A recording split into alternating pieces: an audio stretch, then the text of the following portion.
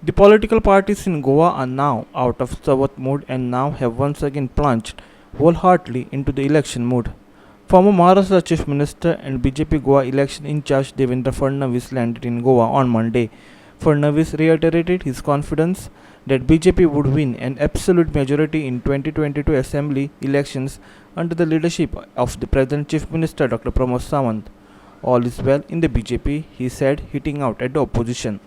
Fadnavis landed at Dabolim Airport on Monday afternoon, where he was welcomed by BJP State President Sadanand Tanawade, Urban Development Minister Milid Naik, PWD Minister Deepak Pavaskar, and Organizing Secretary Satish Dhon. Speaking to the media, Fadnavis said, BJP is ready to face election confident of its work. Fadnavis also praised Pramod Sawant's governance in the state on managing COVID crisis, recent flood management, infrastructure project, and pro-people approach. आणि या कोविडच्या लढाईमध्ये गोव्यामध्ये सातत्याने रस्त्यावर उतरून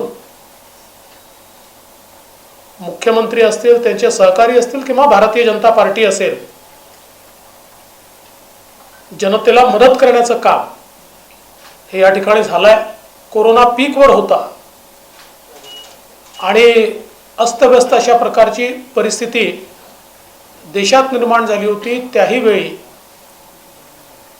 माननीय मोदीजींच्या नेतृत्वामध्ये ज्या प्रकारे देशामध्ये कोरोनाचं मॅनेजमेंट सुरू झालं, त्याचप्रमाणे गोव्यामध्ये अत्यंत प्रभावीपणे इथल्या सरकारने ते केलं आहे.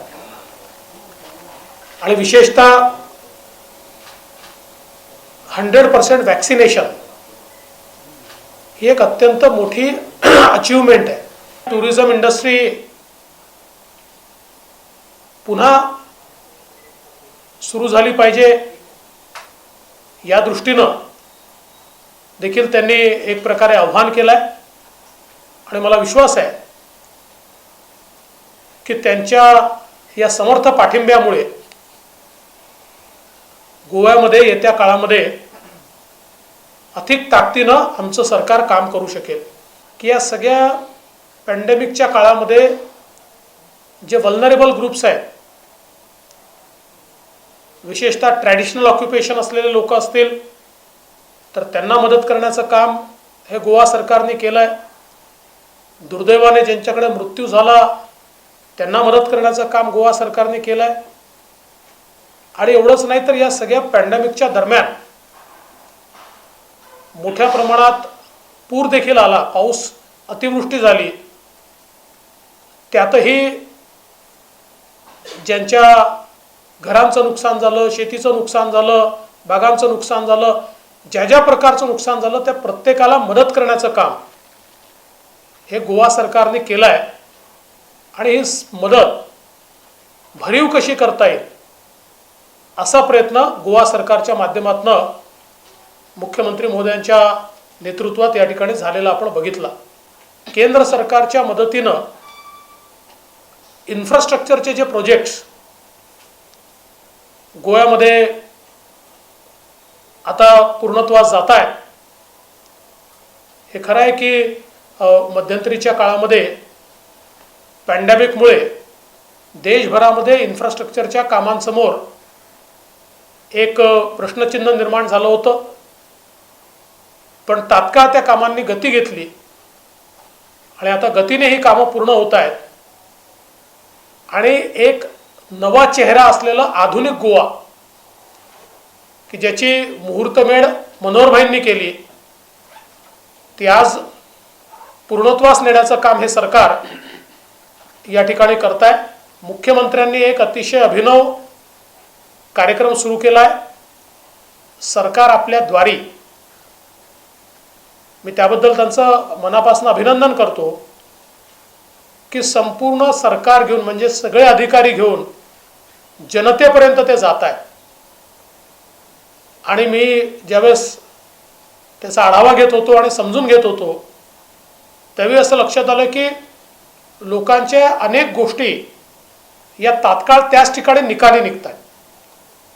लोकांचे काही सर्टिफिकेट्स असतील, काही लोकांचे दाखले असतील, काही त्यांना मदत असेल, या सगळ्या गोष्टी त्याच ठिकाणी पूर्ण करण्याचं काम हे सरकारच्या माध्यमातून होताना दिसत आहे.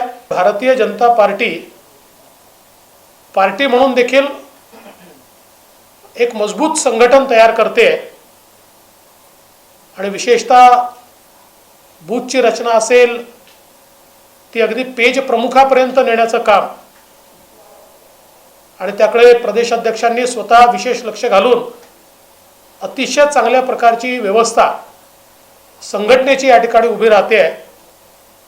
त्यामुळे मजबूत सरकार आणि मजबूत संघटन या दोन्हीच्या आधारावर आम्ही निवडणुकीला सामोरं जातोय आणि भारतीय जनता पार्टी अतिशय एकजुटीनं या निवडणुकीमध्ये सामोरं जाईल. कारण अनेक वेळा माध्यमातनं वेगवेगळ्या चर्चा ऐकायला मिळतात. मी अतिशय स्पष्टपणे सांगतो की भारतीय जनता पार्टी एक युनायटेड फेस आहे.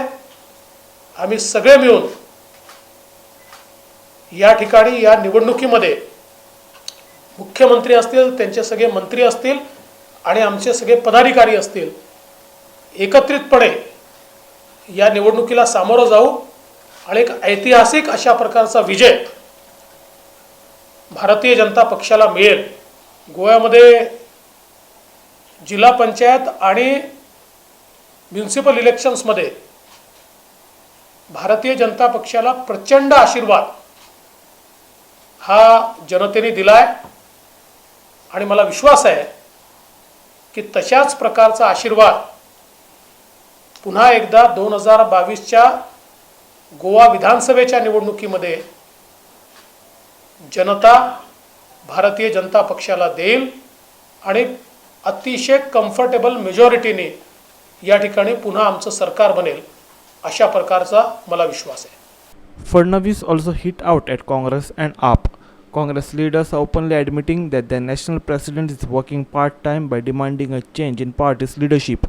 Congress should also introspect on the 10 MLAs leaving the Congress and joining the BJP, he alleged. Fadnavis also alleged that AAP only does publicity when elections come closer. This is not a way of running a state. काँग्रेसची अवस्था अत्यंत वाईट आहे.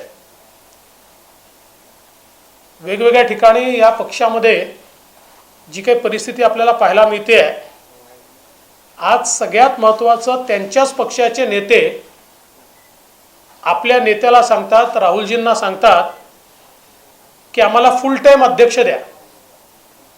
त्यांचेच नेते कबूल करतात की त्यांचं शीर्षस्थ नेतृत्व हे राजकारणामध्ये पार्ट टाइम काम करणार आहे.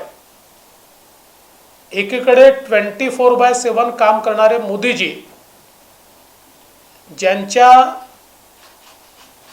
रक्तामध्ये, डोक्यामध्ये, विचारामध्ये केवळ आणि केवळ देश आहे, आणि दुसरीकडे त्यांच्याच पक्षातले लोक म्हणतात आम्हाला फुल टाइम राजकारणी द्या, अध्यक्ष द्या.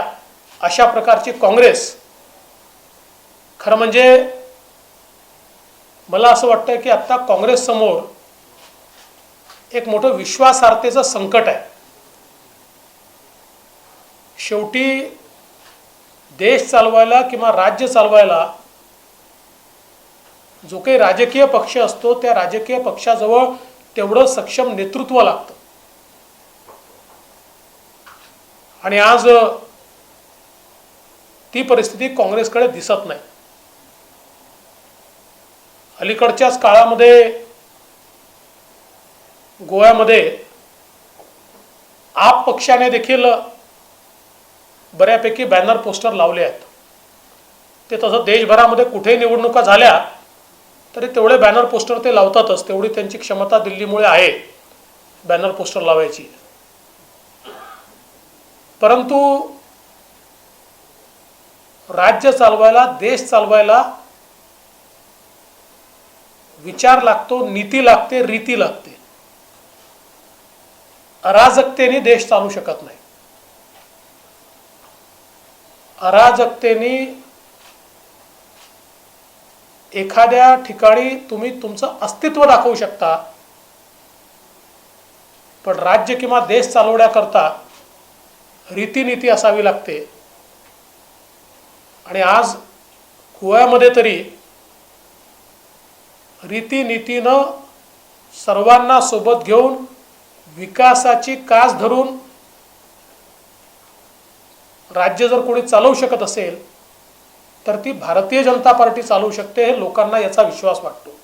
Fadnavis was questioned on the leadership change in Goa ahead of election on the backdrop of Gujarat and Karnataka political coup. He said the decision is taken by the national president and parliamentary committee. आमचे जे मुख्यमंत्री असतात आणि ज्यांनी चांगलं काम केलेलं असतं त्यांच्या नेतृत्वात निवडणुका होत असतात, पण या संदर्भात जो काही घोषणा असते ती घोषणा ही काही प्रभारी करत नसतात. त्या संदर्भातली घोषणा जी आहे ती तो अधिकार आमच्या राष्ट्रीय अध्यक्षांचा आणि आमच्या पार्लमेंटरी बोर्डाचा आहे. मी आज एवढंच सांगेन की प्रमोद सावंत यांनी चांगलं काम केलं आणि ते आज आमचं नेतृत्व करतायत आणि त्यांच्या नेतृत्वामध्ये आम्ही इलेक्शनला समोर चाललेलो आहोत. Samip Narvekar with Shyam Chari for Goa 365 from Panaji.